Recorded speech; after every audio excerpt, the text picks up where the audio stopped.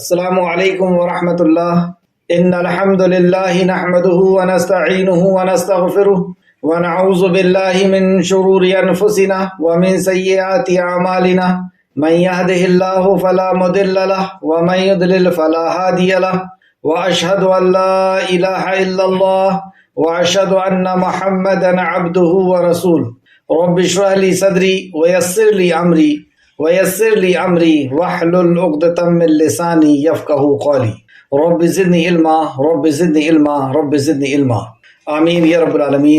ہر قسم کی تعریف اور شکر اللہ رب العزت کے لیے لائق اور زیبا ہے، جو ساری کائنات کا ایک و تنہا خالق، مالک، مربی اور منتظم ہے۔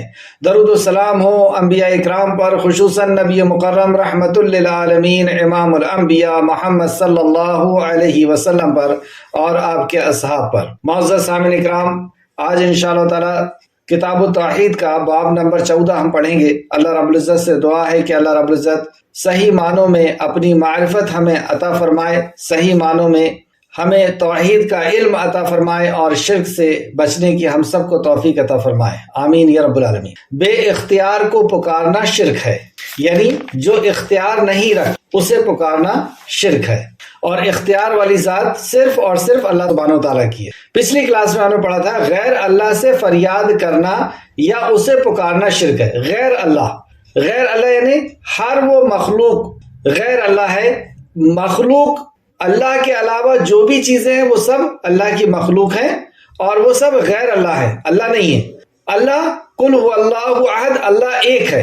تو اللہ کے علاوہ جتنی بھی مخلوق ہیں، اس میں فرشتے ہوں، جبرائیل علیہ السلام ہو، یا انبیاء علیہ السلام ہو، یا جنات ہو، یا انسان ہو، یا ولی ہوں، کوئی بھی اختیار نہیں رکھتا اللہ کے علاوہ کہ جس سے دعا کی جائے۔ تو غیر اللہ سے فریاد کرنا یا اسے پکارنا شرک ہے۔ آج ہم دیکھیں گے کہ کیوں شرک ہے، غیر اللہ سے پکارنا کیوں شرک ہے۔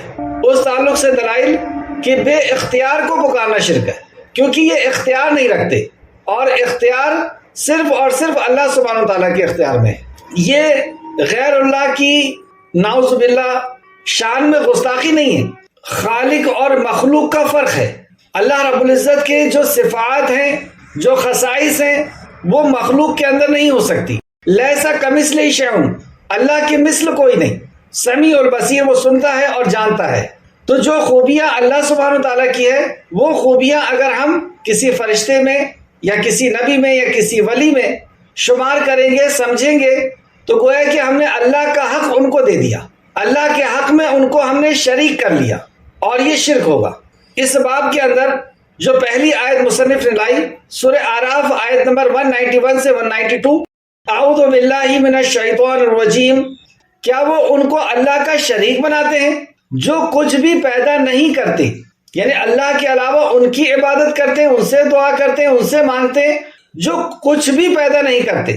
جب پیدا نہیں کیے تو وہ مالک نہیں، اور جب وہ مالک نہیں تو وہ دے کیسے سکتے ہیں؟ وہ کچھ بھی پیدا نہیں کرتے۔ اور آگے اللہ فرماتا ہے وَلَا يَسْتَطِيعُونَ لَهُمْ نَصْرًا، حالانکہ وہ تو خود ہی پیدا کیے گئے ہیں، یعنی انہوں نے اپنے آپ کو بھی پیدا نہیں کیا، انہیں بھی اللہ سبحانہ وتعالیٰ نے پیدا کیا۔ یہ ہے خالق اور یہ ہے مخلوق کہ اللہ نے اسے پیدا کیا، اور ساری مخلوق کو یہاں پہ اللہ سبحانہ وتعالیٰ نے وَلَا يَسْتَطِيعُونَ لَهُمْ نَصْرًا، حالانکہ وہ تو خود ہی پیدا کیے گئے۔ ایک تو مخلوق میں سے کوئی چیز انہوں نے نہیں پیدا کی، اور جب پیدا نہیں کی تو وہ اس کے مالک نہیں، اور مالک نہیں تو وہ کسی کو کچھ دے نہیں سکتے۔ بھائی جس کی جو ملکیت میں ہوگا وہی اپنی ملکیت کی کوئی چیز کسی کو دے سکتا ہے، اور پیدا کرنا تو دور کی بات ہے، وہ خود بھی اپنے آپ کو پیدا نہیں کیے، ان کو بھی اللہ سبحانہ تعالیٰ نے پیدا کیا ہے۔ وَلَا أَنفُسَهُمْ يَنصُرُونَ، اور وہ نہ ان کی مدد کر سکتے ہیں اور نہ اپنی، تو وہ دوسروں کی مدد بھی نہیں کر سکتے اور اپنی بھی مدد نہیں کر سکتے۔ تو ساری مخلوق کو اللہ سبحانہ تعالیٰ نے یہ بتا دیا کہ وہ اختیار نہیں رکھتے، سارا کے سارا اختیار اللہ کا ہے۔ تو باب کا مقصود یہ ہے، یہاں پر اس چیز کو نوٹ کر لیں تو پورا باب سمجھنے میں آسانی ہوگی، یا پورا چیپٹر سمجھنے میں آسانی ہوگی۔ باب کا مقصود یعنی مقصد یہ ہے اس باب کا کہ عبادت، دعا، سوال اسی ذات سے کیا جائے، یا اسی ذات کے لیے کیا جائے جو نفع نقصان کی مالک ہو، جو نفع نقصان کی مالک ہو، یعنی اسی نے نفع نقصان کو پیدا کیا ہے تو وہ مالک ہے، اس کی عبادت کی جائے۔ جو ہستی خالق ہو، جو رازق ہو، جس نے ہم کو اور آپ کو کائنات کی ہر چیز کو پیدا کیا ہو، وہی بندگی کے لائق اور مستحق ہے۔ جو پیدا نہیں کر سکتا، روزی نہیں دے سکتا، نفع نقصان کا مالک نہیں، وہ بندگی کے لائق نہیں ہو سکتا۔ اس اصول پر یہ باب قائم کیا گیا ہے، اس اصول پر یہ باب قائم کیا گیا۔ پھر سے آپ باب کو نوٹ کریں۔ باب کا مقصد یہ ہے کہ عبادت، دعا اور سوال یعنی مانگنا اسی ذات سے کیا جائے یا اسی ذات کے لیے کیا جائے جو نفع نقصان کی مالک ہو، جو ہستی خالق ہو یعنی پیدا کرنے والی ہو، جو رازق ہو پیدا کر کے اس کی ضرورت پوری کرنے والی ہو، جس نے ہم کو اور آپ کو کائنات کی ہر چیز کو پیدا کیا ہو، وہی بندگی کے لائق ہے اور مستحق ہے۔ جو پیدا نہیں کر سکتا، جو روزی نہیں دے سکتا، جو نفع اور نقصان کا مالک نہیں، وہ بندگی کے لائق نہیں ہو سکتا۔ اس اصول پر یہ باب قائم کیا گیا ہے، یعنی جتنے بھی باطل معبود ہے، یعنی اللہ کے علاوہ جن کسی کی بھی عبادت کی جا رہی ہے، جن سے بھی آستھا لگائی جا رہی ہے، جن سے بھی امیدیں وابستہ کی جا رہی ہے اور چڑھاوے چڑھائے جا رہے ہیں، منتیں مانی جا رہی ہے، اور جس کو بھی ضرورت کا پورا کرنے والا سمجھا جا رہا ہے اور مصیبت کا دور کرنے والا سمجھا جا رہا ہے، اور ایسی بے شمار چیزیں ہیں جو کئی تو پتھر ہیں، دھاگے ہیں، پلیتے ہیں، تعویذیں ہیں اور پیڑ ہیں، درخت وغیرہ، پتھر وغیرہ، اور وہیں پہ کچھ ولیوں کو بھی اور انبیاء علیہ السلام کو بھی، جیسے عیسیٰ علیہ السلام کو جا کر کے اور ان سے منتیں مانتے ہیں، ان کو کہتے ہیں کہ آپ ہماری بیگڑی بنا دیں اور حشر کے میدان میں آپ ہماری شفاعت کروا دیں گے۔ اور کچھ لوگ فرشتوں کو مانتے ہیں، لکھ کر کے باندھ لیتے ہیں گلوں میں یا گھروں میں لٹکا دیتے ہیں، جبرائیل، میکائیل، اسرافیل گاڑی میں لٹکا دیتے ہیں کہ وہ گاڑی کے ایکسیڈنٹ سے بچا لیں گے جبرائیل علیہ السلام، اور ان سے دعا کرتے ہیں، ان سے اپنی آستھا اور ان سے اپنی عقیدت اور محبت لگاتے ہیں، اس لیے کہ وہ ہمیں مصیبت سے بچائیں گے۔ تو مصیبت سے بچانے والی ذات صرف اور صرف اللہ سبحانہ تعالیٰ کی ہے، اور ضرورت کا پورا کرنے والی ذات صرف اللہ کی ہے۔ تو جتنے بھی باطل معبود ہیں، یہ سب معبود نہیں، عبادت کے لائق صرف اللہ ہے، تو وہ سب بے بس ہیں، یعنی اللہ کے علاوہ جن کسی کی بھی عبادت لوگ کر رہے ہیں، یہ سب بے بس ہیں، بے اختیار ہیں، یعنی ان کے اندر کوئی اختیار نہیں۔ اس تعلق سے یہ باب باندھا گیا ہے، یہ چیپٹر اس تعلق سے، کہ اس کی دلائل پیش کی جائے کہ واقعی یہ حق اللہ سبحانہ وتعالیٰ کا ہے، اور اللہ کے علاوہ یہ حق کوئی نہیں رکھتا کہ کسی کو کوئی نفع پہنچا سکے یا کسی کو کوئی نقصان پہنچا سکے۔ اب اس تعلق سے دلیل پہلی، سورہ اعراف آیت نمبر، اور بے شمار دلائل ہیں، وقت کی قلت کی وجہ سے چند دلائل میں آپ کے سامنے رکھوں گا، اور دلیل تو ایک بھی کافی ہے کہ وہ اللہ کا کلام ہے اور رسول مکرم صلی اللہ علیہ وسلم کا فرمان ہے۔ تو سورہ اعراف آیت نمبر 191 سے 192، اَيُشْرِكُونَ مَا لَا يَخْلُقُ شَيْئًا، کیا وہ اس کو اللہ کا شریک بناتے ہیں، یعنی اللہ کا شریک اسے بناتے ہیں جو کچھ بھی پیدا نہیں کر سکتا۔ تو یہ ساری مخلوق کو اللہ رب العزت نے چیلنج کر دیا کہ جتنی بھی میری مخلوق ہیں یہ خود کچھ پیدا نہیں کر سکتی، نہ کوئی جانور، نہ کوئی کیڑا، نہ کوئی انسان، کوئی بھی مخلوق میری مخلوق پیدا نہیں کر سکتی۔ اور آج اس سائنس اور ٹیکنالوجی کے دور میں بھی ہم دیکھ سکتے ہیں کہ بڑے سے بڑا سائنسداں ہو، بڑے سے بڑا لیب ہو پوری دنیا کا، ان سب مل کر کے کوئی ایک کیڑا، ایک مخلوق نہیں بنا سکتے، ایک جانور نہیں بنا سکتے، ایک پودا نہیں بنا سکتے۔ اور آگے اللہ سبحانہ تعالیٰ فرماتا ہے وَلَا يَسْتَطِيعُونَ لَهُمْ نَصْرًا، حالانکہ وہ تو خود پیدا کیے گئے ہیں، یعنی انہوں نے اپنے آپ کو بھی پیدا نہیں کیا، وہ خود پیدا کیے گئے ہیں، پیدا ہونے کے لیے وہ محتاج، قائم ہونے کے لیے وہ محتاج، اور قائم رہنے کے لیے بھی وہ محتاج۔ الحی تو اللہ سبحانہ تعالیٰ ہے، القیوم تو اللہ سبحانہ تعالیٰ ہے کہ جو ہمیشہ سے رہنے والا اور ہمیشہ رہے گا، اور قائم ہے اور قائم کرنے والا ہے۔ باقی ساری چیزیں قائم ہونے کے لیے بھی اس کے محتاج اور قائم رہنے کے لیے بھی اس کے محتاج۔ اور آگے اللہ سبحانہ تعالیٰ فرمایا وَلَا أَنفُسَهُمْ يَنصُرُونَ، اور وہ نہ ان کی مدد کر سکتے ہیں اور نہ خود اپنی مدد کر سکتے، وہ اتنے کمزور ہیں کہ وہ دوسروں کی بھی مدد نہیں کر سکتے اور خود اپنے آپ کی بھی مدد نہیں کر سکتے۔ اب یہاں مدد کے تعلق سے ایک اصول کو سمجھ لیں جو پچھلی کلاس میں بھی بتایا گیا تھا کہ کچھ چیزیں اللہ نے کسی کے اختیار میں دی ہے، جیسے پانی، اگر کسی کے پاس ہے تو وہ ہم کو پانی دے سکتا ہے، پیسے ہم کو دے سکتا ہے، ہم قرضدار ہو سکتے ہیں اس کے۔ لیکن کئی چیزیں ایسی ہیں جس کا اختیار اللہ سبحانہ تعالیٰ نے کسی کو نہیں دیا، اولاد دینا، رزق دینا، خوشی دینا، غم دینا، عزت دینا، ذلت دینا، رزق دینا، کاروبار لگا دینا، رشتے، یہ سارے اختیارات اللہ سبحانہ تعالیٰ کے پاس ہیں۔ جو ہم نماز کے اندر کہتے ہیں ایاک نعبد و ایاک نستعین، میں تیری ہی عبادت کرتا ہوں، تجھی سے مدد چاہتا ہوں، اور مدد ہم کسی اور سے چاہ رہے ہیں، گویا کہ یہی شرک ہے۔ تو یہاں اللہ سبحانہ تعالیٰ نے فرمایا اور وہ نہ اس کی مدد کر سکتے ہیں اور نہ اپنی ہی مدد کر سکتے۔ اگر اللہ ان کو کوئی نقصان پہنچانا چاہے تو وہ اپنے آپ کو بھی نہیں بچا سکتے۔ تو یہ قاعدہ ہر مخلوق کے لیے ہے، یہ جو آیت ہے یہ قاعدہ ہر مخلوق۔ اس تعلق سے چند آیتیں اور دیکھیں۔ سورہ جن آیت نمبر 21 سے 23 تک اللہ سبحانہ تعالیٰ فرماتا ہے، کہہ دیجئے کہ مجھے تمہارے کسی نقصان اور نفع کا اختیار نہیں۔ نبی مکرم صلی اللہ علیہ وسلم یہ کہہ دیجئے آپ کہ میں تمہارے کسی نفع اور نقصان کا اختیار نہیں رکھتا۔ اب جب رسول اللہ صلی اللہ علیہ وسلم اختیار نہیں رکھتے تو رسول اللہ سے بڑی ہستی اور کون سی ہو سکتی جو نفع اور نقصان کا اختیار رکھے اور جس سے جا کر کے نفع اور نقصان مانگا جائے؟ تو کہہ دیجئے کہ مجھے ہرگز کوئی اللہ سے بچا نہیں سکتا۔ کہہ دیجئے کہ مجھے ہرگز کوئی اللہ سے بچا نہیں سکتا، یعنی میں بھی اپنی حفاظت کے لیے اللہ کا محتاج ہوں، اور میں ہرگز اس کے سوا کوئی جائے پناہ نہیں پا سکتا۔ اللہ کے سوا میرے لیے بھی کوئی جائے پناہ نہیں ہے، یعنی پناہ لینے کی، حفاظت کی کوئی اور جگہ اللہ کے علاوہ نہیں ہے میرے لیے بھی۔ البتہ میرا کام اللہ کی بات اور اس کے پیغامات لوگوں تک پہنچا دینا ہے۔ میری تو یہ ذمہ داری ہے کہ میں اللہ سبحانہ تعالیٰ کا پیغام لوگوں تک پہنچا دوں۔ سورہ جن آیت نمبر 21-23 آپ دیکھیں۔ سورہ اعراف آیت نمبر 188 ترجمہ، اور آپ صلی اللہ علیہ وسلم فرما دیجئے کہ میں خود اپنی ذات خاص کے لیے کسی نفع کا اختیار نہیں رکھتا۔ یہاں پر رسول اللہ صلی اللہ علیہ وسلم کو اگزامپل کے طور پر پیش کیا جا رہا ہے۔ کیوں؟ کیا وجہ ہے اس کی؟ تاکہ آپ خالق اور مخلوق کے فرق کو آسانی سے سمجھ سکیں کہ رسول اللہ صلی اللہ علیہ وسلم سب سے اونچی ہستی اس کائنات کے اندر، اس دنیا کے اندر، اللہ سبحانہ تعالیٰ کے بعد سب سے اونچا مقام امام الانبیاء ہیں، خاتم النبیین ہیں، رحمت للعالمین ہیں۔ آپ کو شفاعت کا موقع دیا جائے گا، آپ لوگوں کی شفاعت کریں گے اللہ کے حکم سے، آپ کو میزان پر آپ رہیں گے، آپ پل صراط پر رہیں گے، جنت کا دروازہ سب سے پہلے کھٹکھٹانے والے ہوں گے، جنت میں سب سے پہلے داخل ہونے والے ہوں گے، آپ حوض کوثر میں ہوں گے، آپ امام الانبیاء ہیں۔ جب انبیاء معراج کے لیے رسول مکرم صلی اللہ علیہ وسلم تشریف لے جا رہے تھے تو سارے انبیاء کو اللہ رب العزت نے اپنے قدرت کے تحت مسجد اقصی میں اتارا، اور وہاں پہ رسول مکرم صلی اللہ علیہ وسلم نے سارے انبیاء کی امامت کی، یعنی نماز پڑھی اور آپ نے پڑھائی اور سارے انبیاء نے آپ کی پیروی کی، یہاں سے آپ امام الانبیاء بنے۔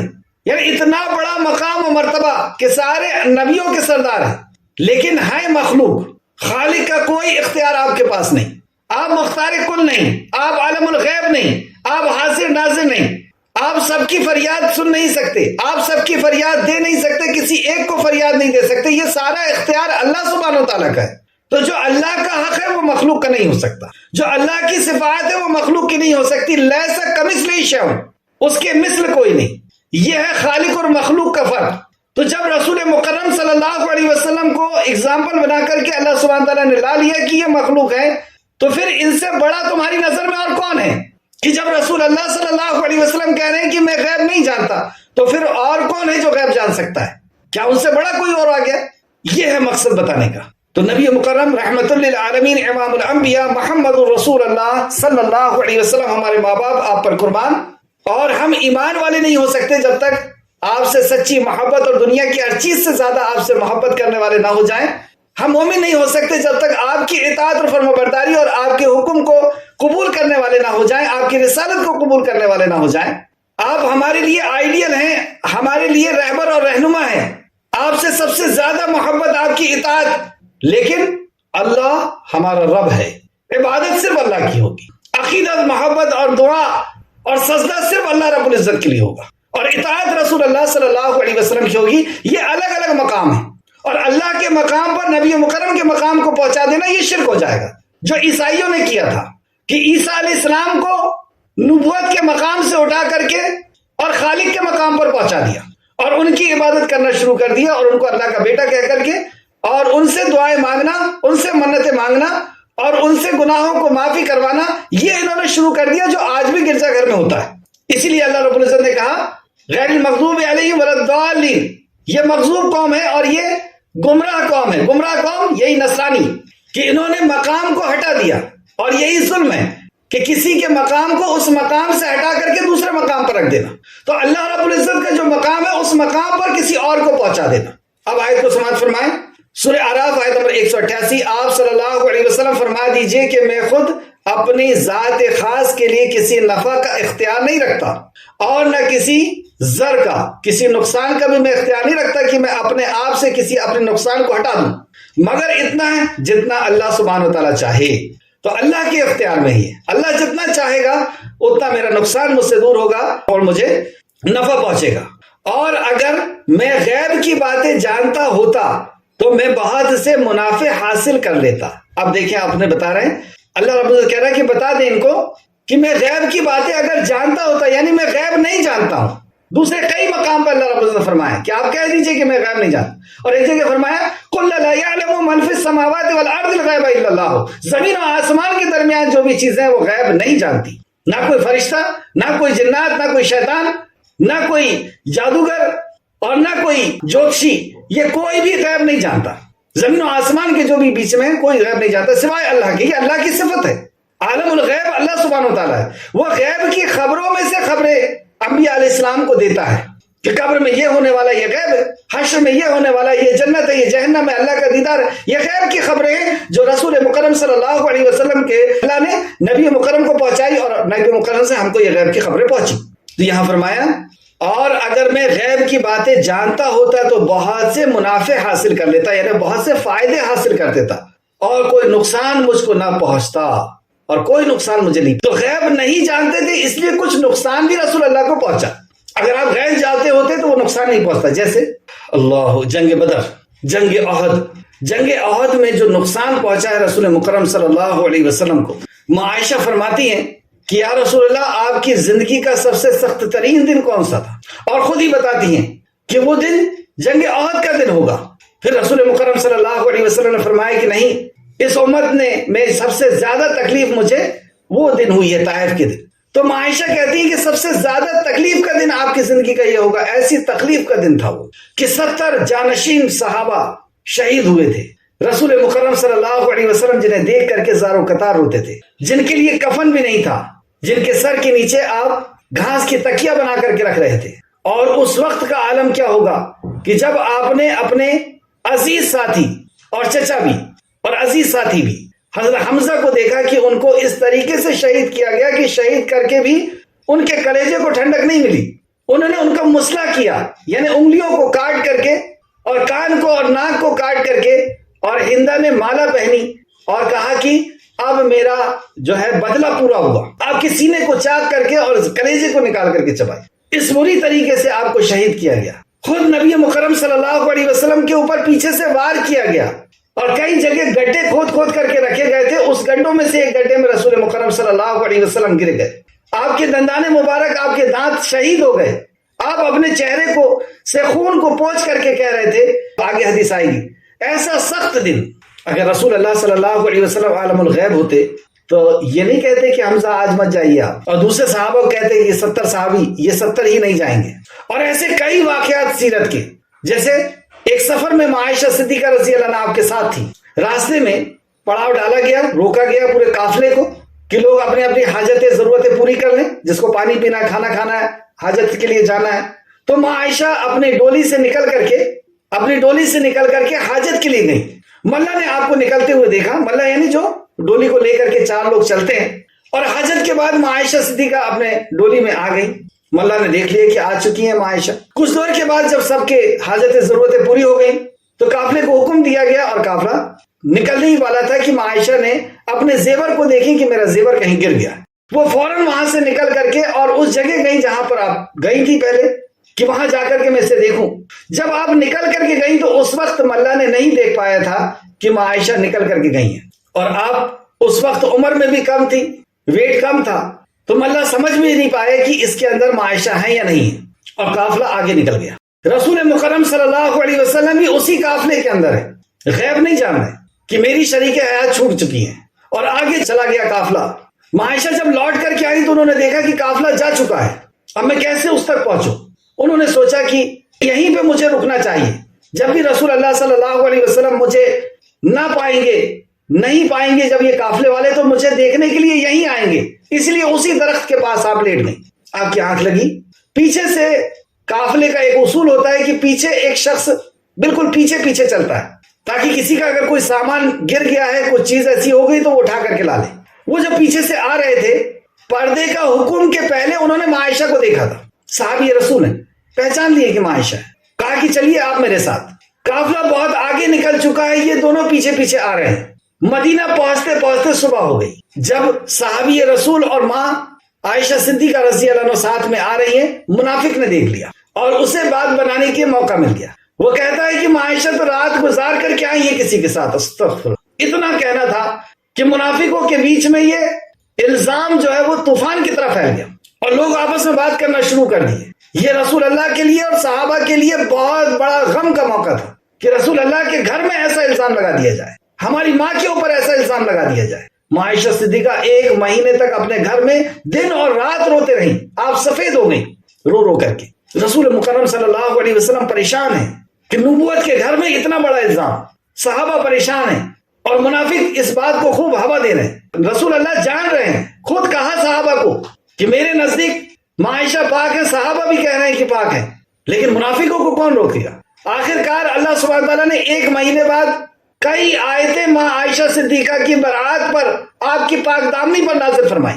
اتنا بڑا حادثہ امت کا، اگر رسول اللہ صلی اللہ علیہ وسلم عالم الغیب ہوتے تو فوراً رک پاتے اور کہتے کہ تمہاری ماں ابھی حاجت کے لیے گئی ہے یا کوئی سامان کو لانے کے لیے گئی ہے، ان کا کوئی زیور چھوٹ گیا ہے۔ اس حادثے سے کیا پتہ چلا کہ ماں رسول مکرم صلی اللہ علیہ وسلم عالم الغیب نہیں ہے۔ جب غیب کی خبر اللہ چاہتا تھا تو پہنچاتا تھا، اور اس قدر بھی پہنچایا اللہ رب العزت نے غیب کی خبر کہ جنگ ہو رہی ہے اور رسول اللہ کہہ رہے ہیں کہ میں جنگ دیکھ رہا ہوں اور فلاں جگہ فلاں کو، فلاں جگہ فلاں کو، فلاں جگہ فلاں کو قتل کیا جا رہا ہے دشمن کو۔ تو جب اللہ نے چاہا جب پہنچایا۔ خود سے غیب کا جاننے والا صرف اور صرف اللہ سبحانہ تعالیٰ ہے۔ ایک شخص کسی دوسرے قبیلے سے، کسی دوسرے علاقے سے آتا ہے، اس کے اوپر دین پیش کیا جاتا ہے، اس نے انکار بھی نہیں کیا اور اقرار بھی نہیں کیا اور صحابہ کے بیچ میں رہ رہا ہے۔ کچھ دن بعد وہ کہتا ہے کہ یا رسول اللہ مجھے کچھ داعی دے دیجئے، کچھ قاری دے دیجئے، وہ میرے قبیلے میں جا کر کے، میرے شہر میں جا کر کے لوگوں کو دعوت دیں گے، میں ان کو لے جانا چاہتا ہوں۔ خود اسلام قبول نہیں کیے تھے۔ رسول کریم صلی اللہ علیہ وسلم نے اپنے بہترین قاری، بہترین داعی جو قرآن جاننے والے تھے، ایسے 30 لوگوں کو یا کچھ لوگوں کو آپ کے ساتھ میں کر دیے، 30 کی بھی روایت اور بھی زیادہ کی۔ اس شخص نے لے جا کر کے کسی ایک جگہ میں اکٹھا کر کے اور سب کو قتل کر۔ جب رسول کریم صلی اللہ علیہ وسلم کو پتہ چلا کہ میرے صحابہ، اور وہ صحابہ جو داعی تھے، جو دین کی دعوت دینے والے تھے، جو دین کو جاننے والے تھے، عالم تھے، انہیں شہید کر دیا، رسول مکرم صلی اللہ علیہ وسلم نے 1 مہینے تک قنوت نازلہ پڑھی۔ اگر رسول اللہ عالم الغیب ہوتے تو کیا مرنے کے لیے، شہید کرنے کے لیے ان کو پہنچاتے اور پھر قنوت نازلہ پڑھتے؟ تو یہ بھی الزام ہے۔ یہ ہے رسول مکرم صلی اللہ علیہ وسلم کی شان میں گستاخی کہ ایک طرف آپ کو عالم الغیب کہنا اور دوسرے طرف یہ کیا ہے، یہ کیا چل رہا ہے؟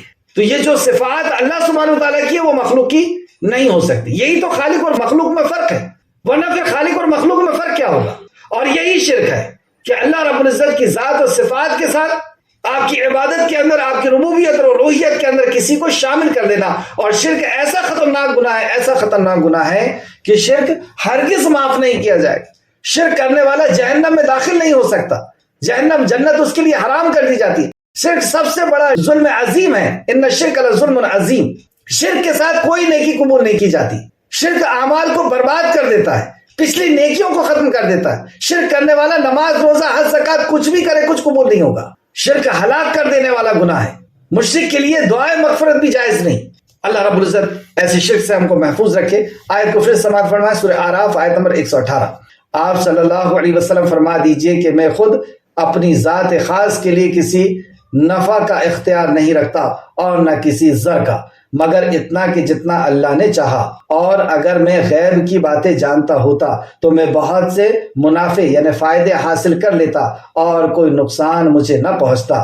میں تو محض ڈرانے والا اور بشارت دینے والا ہوں۔ ڈرانے والا کہ جو تم عمل کر رہے ہو، جو تم شرک کر رہے ہو، خانہ کعبہ کے اندر 360 مجسموں کو رکھ کر کے اور اللہ کا حق ان کو دے رہے ہو، یہ جو شرک کر رہے ہو اس کے انجام سے میں تمہیں ڈرانے والا ہوں، اور میں بشارت سنانے والا ہوں کہ جس نے توبہ کر لیا اور اللہ کا حق کسی مخلوق کو نہیں دیا، اس کے لیے بشارت ہے کہ دنیا اور آخرت دونوں اللہ رب العزت ان کو عطا فرمائے گا۔ یہ بشارت، یہ خوشخبری سنانے والا ان لوگوں کو جو ایمان لاتے ہیں۔ جو بشارت کس کو سناتا ہوں؟ جو ایمان لاتے ہیں، یعنی اللہ پر ایمان لاتے ہیں، اللہ پر یقین رکھتے ہیں، اللہ کے غیر سے ہونے کا یقین کو ختم کر کے صرف اللہ پر یقین رکھتے ہیں۔ میں ان کو بشارت سنانے والا، ان کو خوشخبری سنانے والا ہوں۔ یا رسول اللہ آپ انہیں بتا دیجئے۔ سورہ آراف میں اللہ سبحانہ تعالیٰ نے آیت نمبر 188 میں 188، اس طریقے سے سورہ حج آیت نمبر 83 84، لوگوں ایک مثال بیان کی جا رہی ہے، ذرا کان لگا کر سنو، غور سے سنو۔ تو ہمیں تو بہت غور سے سمجھنا چاہیے، دل کی آنکھوں سے اس بات کو سمجھنا چاہیے کہ کیا فرق ہے خالق اور مالک میں۔ تو لوگوں ایک مثال بیان کی جا رہی ہے، ذرا کان لگا کے سنو، اللہ کے سوا جن جن کو تم پکارتے ہو، جن جن کو تم پکارتے ہو۔ خانہ کعبہ کے اندر جن جن کو پکارا جا رہا تھا اللہ کے علاوہ، تو میں نے پچھلی بار آپ کو بتایا کہ بخاری شریف کی حدیث کے رسول اللہ صلی اللہ علیہ وسلم جب مکہ فتح کیا، مکہ فتح ہوا تو ایک فاتح کا سب سے پہلا عمل اور سب سے پہلا حکم، آپ نے اپنی لاٹھی سے، اپنے عصا سے خانہ کعبہ کے اندر کے بتوں کو توڑ کر کے پھینکا اور کہا جاء الحق وزهق الباطل، جاء الحق وزهق الباطل ان الباطل کان زهوقا، کہ حق آ گیا اور حق تو آیا ہی تھا قائم ہونے کے لیے، قائم، اور باطل کو ختم ہونا ہی تھا، سرنگو ہونا ہی تھا۔ اور پہلا حکم حضرت علی کو کہا کہ اللہ کے علاوہ جس کی بھی عبادت ہوتی ہے اس کو توڑ کر کے اور نیست نابود کر دیا جائے، ختم کر دیا جائے۔ اسی حدیث کا ٹکڑا ہے کہ آپ صلی اللہ علیہ وسلم نے خانہ کعبہ کے اندر ابراہیم اور اسماعیل علیہ السلام کے جو بت تھے ان کو بھی توڑ کر کے پھینکا کہ عبادت تو صرف اللہ سبحانہ تعالیٰ کی ہوگی۔ تو لوگوں ایک مثال بیان کی جا رہی ہے، ذرا کان لگا کر سنو، اللہ کے سوا جن جن کو تم پکارتے ہو وہ ایک مکھی بھی پیدا نہیں کر سکتے، یعنی وہ مالک نہیں، جب مالک نہیں تو دے کیسے سکتے ہیں؟ وہ سارے کے سارے ہی جمع ہو جائیں، آج بھی اس سائنس اور ٹیکنالوجی کے دور میں یہ سارے کے سارے جمع ہو جائیں تو ایک مکھی نہیں بنا سکتے، بلکہ اور اس کے آگے چیلنج، بلکہ اگر ان کے کوئی چیز لے بھاگے تو اسے واپس بھی چھین نہیں سکتے۔ مطلب مکھی اگر ان کے سامنے جو چیز رکھی ہوئی ہے، تبرک رکھے ہوئے ہیں، جو پرساد رکھا ہوا ہے، جو بھی چیز چڑھا ہوا ہے، وہ مکھی اگر اس کو چاٹ کر کے بھاگے، اس کو کھا کر کے اگر بھاگے تو یہ اسے واپس بھی چھیننے کی طاقت نہیں رکھتی، بلکہ مکھی اگر ان کے سامنے چیز لے بھاگے تو اسے واپس لینے۔ بڑا بودا ہے طلب کرنے والا، یعنی جو مانگنے والا ہے وہ بہت ہی کمزور ہے، بودا ہے، بے عقل ہے، اور بڑا بودا ہے جس سے طلب کیا جا رہا ہے۔ وہ مانگنے والا بھی کمزور ہے، اس کا عقیدہ کتنا اندھ وشواس ہے اس کے اندر، اندھا وشواس کہ ایسی چیز سے وہ مانگ رہا ہے جو کچھ پیدا نہیں کر سکتا، بلکہ جو پیدا کی ہوئی مکھی ہے اسے بھی پیدا نہیں کر سکتا، اور وہ لے کر کے بھاگ رہی ہے تو اسے واپس بھی نہیں لے سکتا۔ تو کتنا کمزور ہے یہ عقیدے کے اعتبار سے، اپنے رب کی معرفت کے اعتبار سے، اپنے رب کو جاننے کے اعتبار سے کتنا کمزور ہے، اور جس سے مانگا جا رہا ہے وہ بھی کتنا کمزور ہے۔ یہ فرماتا ہے اللہ سبحانہ وما قدر اللہ حق قدرہ ان اللہ لقوی علیم۔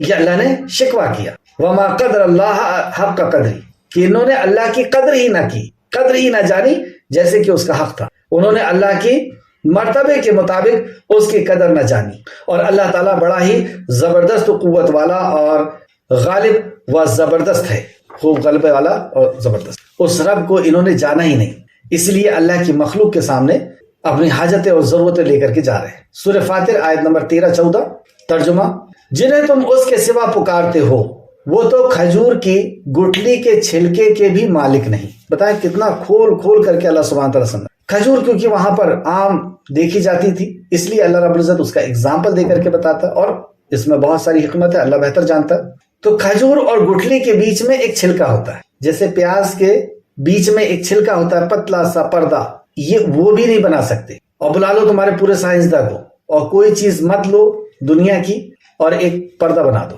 ایسا جھلی۔ اللہ سبحانہ تعالیٰ فرماتا ہے جنہیں تم اس کے سوا پکارتے ہو وہ تو کھجور کے گٹھلی کے چھلکے کے بھی مالک نہیں۔ اب مطلب کھجور کے گٹھلی کا چھلکا تم کو نہیں دے سکتے کیونکہ وہ مالک نہیں۔ جیسے اس گھر کا مالک میں ہوں تو میں جو چاہوں گا وہ آپ کو دے سکتا ہوں، کوئی دوسرا چرا کر کے دے سکتا ہے کیا؟ تو ہاں وہ چرا کے دے سکتا ہے، میرے ہاتھ پیر باندھ کر کے دے سکتا ہے، مجھے کمزور کر کے مار کر کے لوٹ کر کے لے جا سکتا ہے۔ نعوذ باللہ، استغفر اللہ۔ کیا اللہ رب العزت نہیں دینا چاہ رہا اور کوئی دے سکتا ہے؟ کیا اللہ کی ملکیت میں سے کوئی چرا کر کے دے سکتا ہے؟ اللہ کے نہ چاہتے ہوئے کوئی دے سکتا ہے؟ اللہ قادر ہے اور یہ مالک نہیں ہے۔ جب یہ مالک نہیں تو کہ چھلکے کے مالک نہیں ہے، کھجور کے چھلکے کے، تو پوری کھجور کہاں سے دے سکتے ہیں؟ تمہیں عزت و ذلت کہاں سے دے سکتے ہیں؟ اولاد کہاں سے دے سکتے ہیں؟ اولاد تو دینا بہت دور کی بات ہے۔ ان سے کہیے کہ میری اولاد کا کلر سانولا ہے، کالا ہے، اس کے کلر کو بدل دو۔ کیا کلر بدل سکتے ہیں؟ ہائٹ کم ہے، ہائٹ تھوڑا ٹھیک کر دو، کر سکتے ہیں؟ کس قدر کہاں جی رہا ہے مسلمان۔ تو اللہ فرماتا ہے کھجور کے چھلکے کو بھی نہیں بنا سکتا۔ اگر تم انہیں پکارو تو وہ تمہاری پکار سنتے ہی نہیں۔ اب ذہن میں مشرکوں کی یہ بات آتی ہے کہ ہاں ٹھیک ہے، پتھر تو نہیں سنتے لیکن ہمارے اولیاء تو سنتے ہیں۔ تو اللہ رب العزت نے جواب دیا، اگر تم انہیں پکارو تو وہ تمہاری پکار نہیں سنتے، اور اگر بالفرض یعنی اللہ چاہے تو بالفرض سن بھی لیں تو فریاد رسی نہیں کر سکتے۔ اگر وہ سن بھی لیں، اللہ انہیں سنا بھی دے، تو تمہاری فریاد رسی نہیں پوری کر سکتے، یعنی تمہاری فریاد کو نہیں پہنچ سکتے، تمہیں تمہاری ضرورت کو پوری نہیں کر سکتے۔ کون فرما رہا؟ اللہ سبحانہ تعالیٰ قرآن مقدس کے اندر۔ کیا اس میں بھی ایمان نہیں ہے؟ بلکہ قیامت تک، اور آگے اللہ نے فرمایا کہ تمہاری فریاد تو وہ سن نہیں سکتے، اور اگر سن بھی لیں، اللہ سنا بھی دے، تو وہ تمہاری فریاد کو پوری نہیں کر سکتے، یعنی تمہاری ضرورت کو پوری نہیں کر سکتے، بلکہ قیامت کے دن تمہاری اس شرک کا صاف انکار کر دیں۔ قیامت کے دن تمہارے اس شرک کا صاف انکار کر دیں۔ جیسے عیسیٰ علیہ السلام اور بھی جو بزرگان دین ہیں۔ بزرگان دین کیوں آئے ہندوستان بتائیں آپ؟ کہ یہاں پر 33 کروڑ کی عبادت ہوتی تھی، 33 کروڑ کو حاجت روا اور مشکل کشا سمجھا جاتا تھا۔ وہ آئے اس لیے تھے کہ یہ 33 کروڑ سے توڑ کر کے ایک اللہ سے جوڑنا، اور یہی کلمہ پڑھائے تھے نا سب کو، اشہد ان لا الہ الا اللہ، لا الہ کوئی عبادت کے لائق نہیں ہے، 33 کروڑ عبادت کے لائق نہیں، الا اللہ مگر اللہ کے ایک کے۔ لیکن ہندوستانی بھی اتنے پکے تھے کہ ان کو 33 کروڑ نہیں، ایک اور جو تم ہو تم کو بھی بنا دیے، ایک اور بڑھا دیے۔ تم جس کی دعوت دینے آئے تھے ہم نے ٹھیک اس کا الٹا کیا، اور تمہاری بھی عبادت ہو گیا۔ استغفر۔ یہ ماننے والے دشمن ہے، یہ دشمن اولیاء اللہ کے، اور یہ دشمنی اولیاء اللہ حشر کے میدان میں بتائیں گے۔ اللہ سبحانہ تعالیٰ نے خبر دی کہ یہ ان کے دشمن ہو جائیں گے۔ سورہ مریم آیت نمبر 82 نوٹ کریں آپ، کہ کل حشر کے میدان میں جن کی یہ عبادت کرتے تھے یہ ان کے دشمن ہو جائیں گے، انکار کر دیں گے ان کی عبادت کا، انکار کر دیں گے ان کے حاضری کا اور ان کے چڑھاووں کا اور ان کی منتوں کا، اور کہہ دیں گے عیسیٰ علیہ السلام تو صاف طور پہ کہہ دیں گے کہ میں جب تک تھا اے خالق، جب اللہ رب العزت ان سے پوچھے گا تو میں جب تک تھا اے خالق میں نے ایسا ان کو کچھ نہیں کہا، اور میرے بعد انہوں نے کیا کیا میں نہیں جانتا اللہ، میں نے ان کو شرک کی دعوت نہیں دی۔ اور آپ دیکھ لیں عیسیٰ علیہ السلام نے کیا دعوت دی قرآن کے اندر، اللہ نے اس کا بھی ذکر کیا ہے کہ عیسیٰ علیہ السلام نے بھی کہا کہ میرا اور تمہارا رب اللہ ہے، اس کی عبادت کرو، وہ ضرورتوں کو پورا کرنے والا، مصیبتوں کا دور کرنے والا ہے۔ تو یہاں فرمایا اللہ نے بلکہ قیامت کے دن تمہارے اس شرک کا صاف انکار کر دیں گے۔ آپ کہہ دیجئے آپ کو کوئی بھی حق تعالیٰ یعنی اللہ کے جیسا خبر دینے والا خبر نہیں دے گا، یہ خبر اللہ سبحانہ وتعالیٰ تمہیں دے رہا ہے، اللہ سے بہتر خبر تمہیں اور کون دے گا؟ یہ کسی جماعت کسی فرقے کی خبر نہیں ہے، یہ تمہارے رب کے کلام میں تمہارے رب نے خبر دی ہے تمہیں کہ خالق تو صرف وہ ہے، اور تم جنہیں پکار رہے ہو اگر یہ واقعی اللہ کے ولی ہے تو یہ تمہارے دشمن ہو جائیں گے، کیونکہ تم ان کی مرضی کے خلاف کام کر رہے ہو۔ یہ دنیا میں ایک رب سے جوڑنے کے لیے آئے تھے، سارے باطل معبود سے کاٹ کر کے صرف ایک رب سے جوڑنے کے لیے آئے تھے، اور تم نے ان کی مرضی کے خلاف اور اللہ رب العزت کی مرضی اور ان کی ولادت کے مقصد کو تم نے بلا دیا۔ کوئی ولی کب بنتا ہے؟ کوئی ولی کب بنتا ہے؟ اللہ سبحانہ تعالیٰ نے فرمایا قل ان کنتم تحبون اللہ فاتبعونی یحببکم اللہ ویغفر لکم ذنوبکم واللہ غفور رحیم۔ قل اے نبی مکرم ان سے کہہ دیجئے قل ان کنتم تحبون اللہ، اگر تم اللہ سے محبت کرتے ہو، اللہ کی ولایت چاہتے ہو، اللہ سے محبت کرتے ہو، قل ان کنتم تحبون اللہ فاتبعونی یحببکم اللہ، تو تم میری اتباع کرو یعنی رسول اللہ کی اتباع کرو، تب اللہ تم سے محبت کرے گا، ویغفر لکم ذنوبکم، اور تمہارے گناہوں کو بخشے گا، واللہ غفور رحیم، اور اللہ غفور رحیم۔ تو اللہ تم سے محبت کب کرے گا، تمہیں ولایت کے درجے پہ کب پہنچائے گا؟ جب تم رسول اللہ کی اتباع کرو گے۔ تو انہوں نے رسول اللہ کی اتباع کی، اور رسول اللہ کی اتباع کیا ہے؟ قل ھذہ سبیلی ادعو الی اللہ علی بصیرۃ انا ومن اتبعنی۔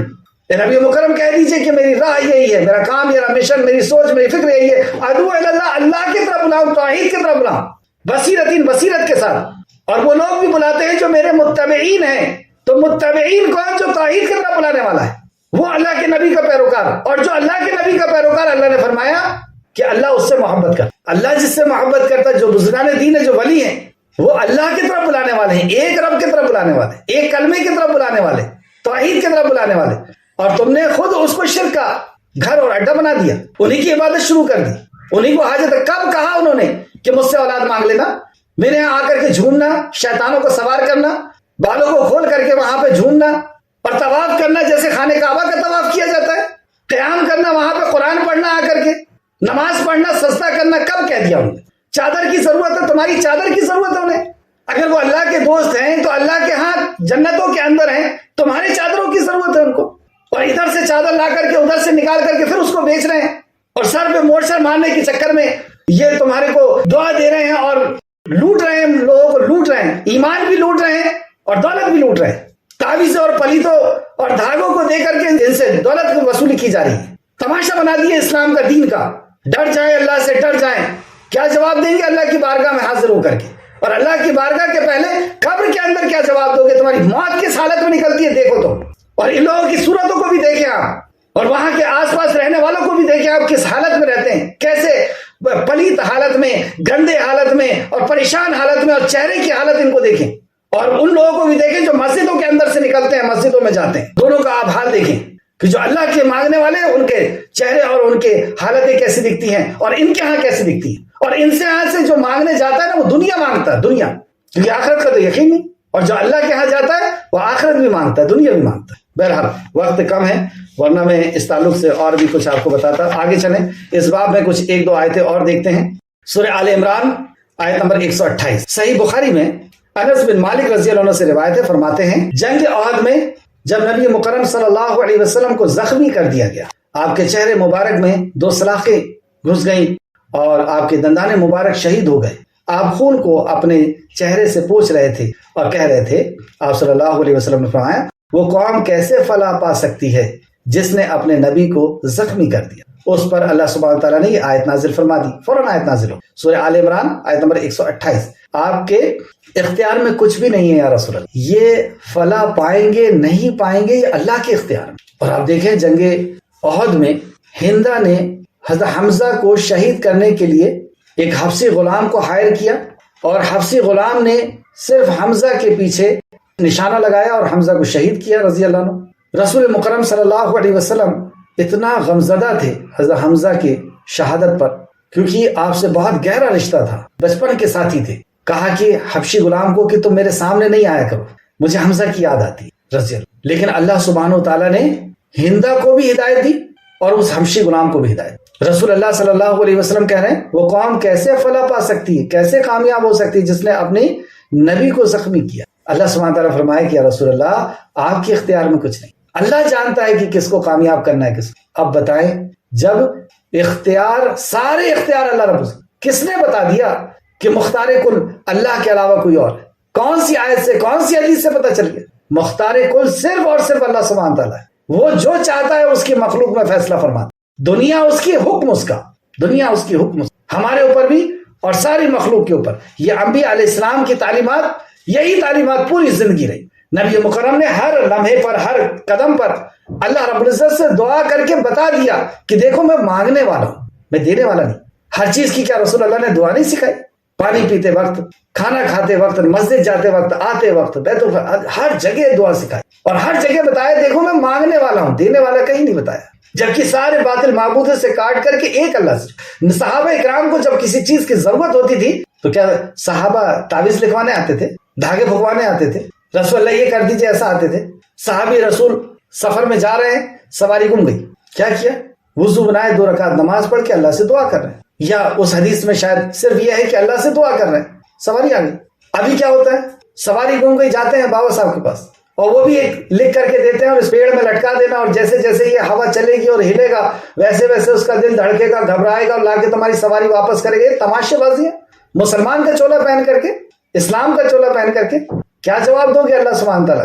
جانا ہے اس کے دربار میں، رب کا اختیار خود لے رہے ہو۔ رسول اللہ صلی اللہ علیہ وسلم نے اپنی امت کو اللہ سے جوڑا، اپنے آپ سے نہیں، عبادت کرنے کے لیے اللہ سے جوڑا، اطاعت کے لیے اپنے آپ سے جوڑا کہ اطاعت میری کرو، محبت کے ساتھ کرو، خلوص کے ساتھ کرو۔ لیکن عبادت اللہ کی ہوگی محبت کے ساتھ، خلوص کے ساتھ۔ اس باب کی آخری حدیث دیکھیں، بخاری شریف حدیث نمبر 2753، صحیح بخاری میں، اور بخاری شریف پر تو ایمان ہے ساری دنیا کا مسلمان یہ کہتا ہے کہ قرآن کے بعد اگر سب سے سچی کوئی کتاب ہے تو بخاری شریف، اور بخاری شریف کی حدیث، اور اسی پہ میں اپنی بات کو ختم کروں گا آج کی کلاس۔ حضرت ابو ہریرہ رضی اللہ عنہ سے مروی ہے، فرماتے ہیں جب اللہ تعالیٰ نے نبی صلی اللہ علیہ وسلم پر یہ آیت نازل فرمائی، انذر عشیرتک الاقربین، انذر یعنی خبردار کر دیجئے، عشیرتک الاقربین اپنے اقربین کو، اپنے قریب والوں کو، اپنے رشتہ داروں کو ڈرائیے۔ نازل فرمائی تو آپ صلی اللہ علیہ وسلم نے کھڑے ہو کر کے فرمایا، اے قریش کی جماعت، یعنی اپنے قبیلے اپنے خاندان کو خطاب کر رہے ہیں، اے قریش کی جماعت، یا اس طرح کوئی دوسرے ارشاد فرمایا، کچھ دوسرے کلمے اختیار فرمایا، اپنی جانوں کو خرید لو، میں اللہ تعالیٰ کے عذاب سے تمہاری کوئی حفاظت نہ کر سکوں۔ اپنی خاندان کو کہہ رہے، اپنے رشتہ داروں کو، اہل بیت کو، کہ میں اللہ تعالیٰ کے عذاب سے تمہاری کوئی حفاظت نہ کر سکوں گا۔ اہل بیت سے اونچا کوئی نہیں، انبیاء علیہ السلام کے بعد۔ آپ صلی اللہ علیہ وسلم کی حدیث مسلم شریف نے روایت کیا کہ میں تمہارے پیچھے دو چیزیں چھوڑ کر کے جا رہا ہوں، ایک اللہ کا کلام، دوسرا اہل بیت۔ اہل بیت کے تعلق سے اللہ سے ڈرنا، اہل بیت کے تعلق سے اللہ سے ڈرنا، اہل بیت کے تعلق سے اللہ سے ڈرنا، وہ مقام و مرتبہ اہل بیت کا، ان کو خطاب ہو رہا ہے کہ میں اللہ تعالیٰ کے عذاب سے تمہاری کوئی حفاظت نہ کر سکوں گا۔ رسول اللہ صلی اللہ علیہ وسلم امام الانبیاء ایسا کہہ رہے ہیں، اللہ کے خلیل، اور آج کے یہ کالا اور پیلا اور نیلا کپڑا پہن کر کے نیچے سے اوپر تک کچھ مالا اور کچھ بال بڑے کر کے اور نماز اور روزے کے اور طہارت کا کوئی ٹھکانہ نہیں، اور یہ آ کے کہتے ہیں پوچھ چوم لو اور بن جاؤ مرید، چاہو جو کرو، جو چاہو کرو، سال میں ایک بار ہم کو نذرانہ دے دو اور ہم تمہاری عرضی لگوا دیں گے، اور قبر میں بھی کہہ دینا کہ میں فلاں کا مرید ہوں اور میں فلاں کا دھوبی ہوں اور میں فلاں کا کتا ہوں۔ منکر نکیر چلا جائے گا اور حشر کے میدان میں مل جاؤں گا اور میرا دامن پکڑ لینا اور میں لے کے جنت میں چل جاؤں گا۔ رسول مکرم صلی اللہ علیہ وسلم جیسی ہستی جن کو اللہ رب العزت نے اپنا خلیل کہا، وہ یہ کہہ رہے ہیں اپنے اہل بیت کو۔ اہل بیت کون؟ جنہوں نے دین کے لیے سب کچھ لٹا دیا، سب کچھ قربان کر دیا، ان سے خطاب ہے۔ آگے سنیں آپ، میں اللہ تعالیٰ کے عذاب سے تمہاری کوئی کفایت نہ کر سکوں گا۔ اے عباس بن عبد المطلب، کون ہے؟ حضرت عباس رضی اللہ عنہ کہہ رہے ہیں، اے عباس بن عبد المطلب، میں تمہارے کسی کام نہ آ سکوں گا۔ اے صفیہ، رسول اللہ صلی اللہ علیہ وسلم کی پھوپھی، میں تمہارے کسی کام نہ آ سکوں گا۔ اے فاطمہ بنت محمد، کون ہے فاطمہ؟ حضرت علی کی بیوی رضی اللہ عنہ، نبی مکرم صلی اللہ علیہ وسلم کی سب سے زیادہ پیاری بیٹی، رسول اللہ کی عیادت کے لیے آتی ہیں، ماں عائشہ اپنی جگہ چھوڑ دیتی ہیں اور کہتی ہیں فاطمہ یہاں بیٹھ جاؤ۔ دوسروں نے پوچھا کہ عائشہ آپ نے تو فاطمہ کو اپنی جگہ دے دی، کہا کہ یہ رسول اللہ کی سب سے پیاری بیٹی ہے، یہ دکھتی بھی رسول اللہ جیسی ہے، چلتی بھی رسول اللہ جیسی ہے، بولتی بھی رسول اللہ جیسی۔ اس فاطمہ کو خطاب کرنا جو جنت میں عورتوں کی سردار ہے۔ کہاں ہے مسلمان؟ اور یہ بغاوت اور یہ نافرمانی اسی عقیدے کی وجہ سے کر رہا ہے۔ یہ نمازیں چھوڑنا، یہ قرآن کی تلاوت اور قرآن کو سمجھنا چھوڑنا، یہ دین کی شریعت کو سمجھنا چھوڑنا کیوں کر رہا ہے؟ اسی غلط عقیدے کی وجہ سے، اسی گمراہی کی وجہ سے کہ فلاں بخشش کروا لیں گے، فلاں بخشش کروا لیں۔ اللہ رب العزت فرمایا من ذا الذی یشفع عندہ الا باذنہ، کون ہے جو اس کی اجازت کے بغیر اس کے سامنے سفارش کر سکے؟ من ذا الذی یشفع عندہ الا باذنہ، یہ ہے اللہ کا انصاف۔ آیت الکرسی کے اندر پہلے اللہ رب العزت نے اپنی صفات کا بیان کیا، الحی القیوم، اور پھر اللہ کن عیب سے پاک ہے اس کا ذکر کیا، لا تاخذہ سنۃ ولا نوم، پھر اس کے بعد اپنی ملکیت کا بیان کیا، لہ ما فی السماوات و ما فی الارض، پھر اپنے انصاف کا بیان کیا، من ذا الذی یشفع عندہ الا باذنہ، کون ہے جو اس کی اجازت کے بغیر اس کے سامنے سفارش کر، یعنی اللہ کے انصاف میں کوئی کمی نہیں کہ اس کو سفارش کی ضرورت پڑے، اللہ کے انصاف میں کوئی کمی نہیں کہ اس کو سفارش کی ضرورت پڑے۔ مالک یوم الدین یعلم ما بین ایدیہم وما خلفہم، پھر اس نے ساری مخلوق کو بتا دیا کہ تم سب بے علم ہو، علم والا تو اللہ ہے، اور وہ جس کو جتنا علم عطا فرمائے، ولا یحیطون بشیء من علمہ الا بما شاء۔ آئے حدیث کی طرف واپس، میں اللہ تعالیٰ کے عذاب سے تمہاری کوئی سفارش نہیں کر سکتا۔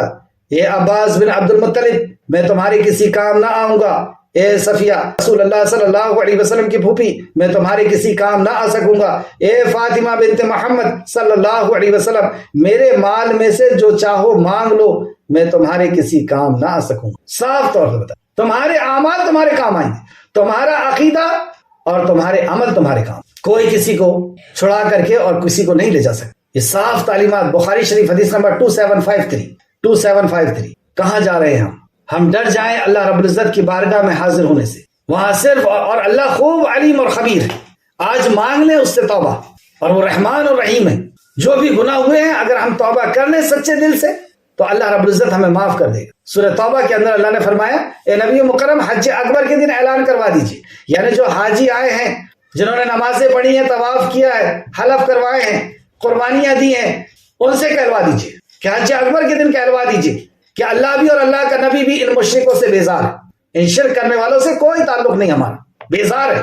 اب ان کو آنے کی بھی ضرورت نہیں. رسول اللہ نے فرمایا اب اگلے سال سے تم نہیں آنا یہاں حج کر. اسی کے بعد اللہ سبحانہ وتعالی فرمایا اگر تم توبہ کر لو تو اللہ رب العزت غفور الرحیم ہے. ابھی بھی کہہ رہا ہے اللہ کہ تم نے اتنا بڑا جرم کیا، اتنا بڑا جرم کیا کہ یہ اللہ کو گالی دینے کے مترادف ہے. اللہ کے اوپر تم نے الزام لگایا ہے، اللہ کا حق کسی اور کو دیا ہے. اتنا بڑا جرم کیا تم نے، لیکن اس کے بعد بھی اللہ ایسا رحمان ہے، ایسا رحمان ہے کہ تم معافی مانگو گے تو میں معاف کر دیں گا. معافی مانگ لیں ہم. اللہ ہم سب کے ان شرکوں کو جو ہم جانتے ہیں اسے بھی معاف فرما دے، اور جو شرک ہم نہیں جانتے تھے اور ہم سے ہو گیا اے اللہ تو اسے بھی معاف فرما دے. اے اللہ تو رحمان ہے، اللہ تو رحیم ہے، اے اللہ تو کریم ہے، اے اللہ تیرا وعدہ ہے، اے اللہ تو نے اپنی کلام میں بیان فرمایا ہے، اے اللہ تو نے بیان فرمایا ہے شرک کی بھی کوئی معافی مانگے گا تو اسے بھی معاف کرتا ہے. اے اللہ ایسے بھیانک گناہ، ایسے بھیانک جرم کو بھی تو معاف کرتا ہے. واقعی تیرے جیسا مہربان اور تیرے جیسا رحمان اور رحیم کوئی نہیں ہو سکتا. اے اللہ تو رحمان ہے، اللہ تو رحیم ہے. اے اللہ ہم تجھ سے معافی مانگتے ہیں، جان کر کے گناہ ہوئے، جو جان کر کے شرک ہوا اے اللہ تو اپنے فضل کرم سے اسے معاف فرما دے، اور جو انجانے میں شرک ہوا اے اللہ تو اسے بھی معاف فرما دے. اے اللہ شرک سے بچنے کی ہمیں توفیق دے دے. اے اللہ توحید کو جاننے کی ہمیں توفیق دے دے. اے اللہ شرک سے بچنے کی تو ہمیں توفیق دے دے. اے اللہ توحید کو جاننے کی تو ہمیں توفیق دے دے. لا حول ولا قوت الا باللہ. اے اللہ توفیق تیری ہی طرف سے ہے. اے اللہ تو ہمیں علم عطا فرما دے، اس سے بچنے کی ہمیں توفیق عطا فرما دے. آمین یا رب العالمین. اے اللہ ہمارے سارے شرکوں کو تو اپنے فضل و کرم سے معاف کر دے. اے اللہ ہمیں سارے شرکوں سے ہمیں معاف کر دے اور ہمیں توحید کا علم عطا فرما دے. جو جانتے تھے وہ شرک ان کو بھی تو معاف فرما دے. اے اللہ جو انجانے میں ہم نے شرک کیا ان کو بھی معاف فرما دے. اے اللہ شرک سے بچنے کی ہم کو توفیق عطا فرما دے. اے اللہ شرک سے بچنے کی ہم کو توفیق عطا فرما دے. آمین یا رب العالمین. اللہم صلی علی محمد وعلی آل محمد کما صلیت علی ابراہیم وعلی آل ابراہیم انک حمید مجید. اللہم بارک علی محمد وعلی آل محمد کما بارکت علی ابراہیم وعلی آل ابراہیم انک حمید مجید. آمین یا رب العالمین. السلام علیکم ورحمۃ اللہ وبرکاتہ.